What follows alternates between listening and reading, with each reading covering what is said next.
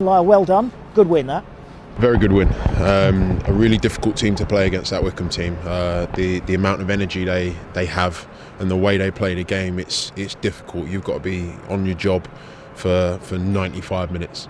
So we are very pleased, and it's now time to put the feet up and rest the legs, because it's been a long month. Yeah, you've been through some football, haven't you? You've got some football the other side of that break as well. How important is that going to be, do you think? Oh, it's massive. It's massive. Look, everybody's playing Saturday, Tuesday, Saturday, Wednesday, or whatever it might be. So everybody's putting the miles on the clock. So what we have to be is we have to be ready to everyone. The whole squad has to be ready to step in when it's time to step in, and step out and put your support behind the boys when it's time for you to step out and put your feet up. So that's what we have here, and we're fortunate to have a squad the size we have and a squad with the quality we have. So it's going to be a tough run from now to the new year. I think we've got 8 games in December, is it? Or something ridiculous like that. And that's the month that involves Christmas as well. So, Jesus, it's going to be mental. You mentioned that about the kind of squad depth. We're starting to see that, aren't we? And we also saw today a different formation as well, which has clearly worked out there on the pitch for you. So we are starting to see, I think, what we all thought we would see from the Forest squad that was being assembled.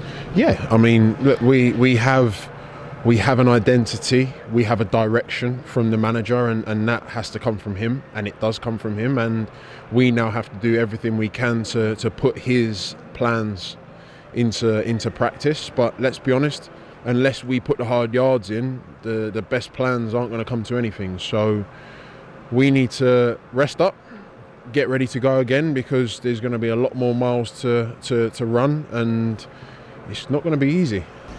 What about today's game and that partnership up front? You seem to enjoy playing alongside Miguel Angel.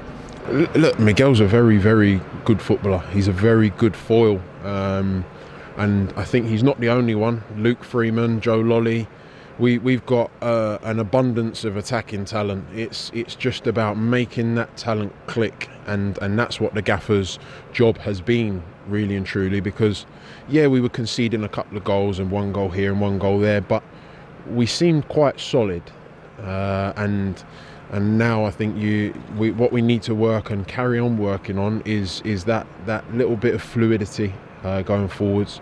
And once we've got that, as we had today, I think you'll see more results like this. It's on us now to make it work with whichever 4 or 5 players might be playing. And yeah, it's about hard work on the training field in the time that we have, the little time we have, and making it work when it comes to a match day.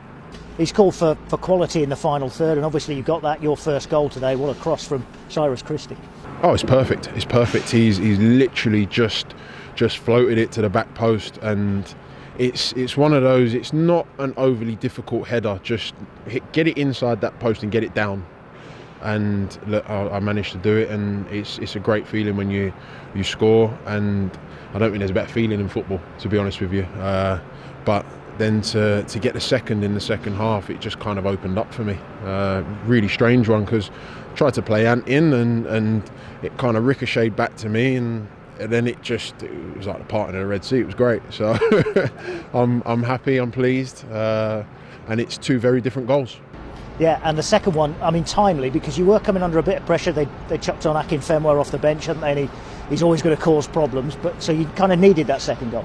Look, I think until that point they were on top in the second half, and it's very difficult, because it's not so much a lack of quality from us that causes that, but it's the carnage that B causes when he comes on the pitch, and he does cause carnage. He attracts 2 and 3 players to him, and ultimately that leaves other people free on the pitch. So we dealt with that, and we dealt with that really well. I'll be honest, I thought our back 4, our midfielders who stepped onto his toes and did their dirty work, they worked on that. We worked on that the last couple of days, and it worked today. We did that, and we did it well. So that's the gaffer's planning, and that's how the gaffer wanted us to do it. It's worked. We ultimately then go down the other end, score, and from there I think we could have scored another couple, but for one of the best saves you'll see in a long time from Rocky. But look, very pleased, very, very pleased. It's been a good week for us, and now it's time to rest.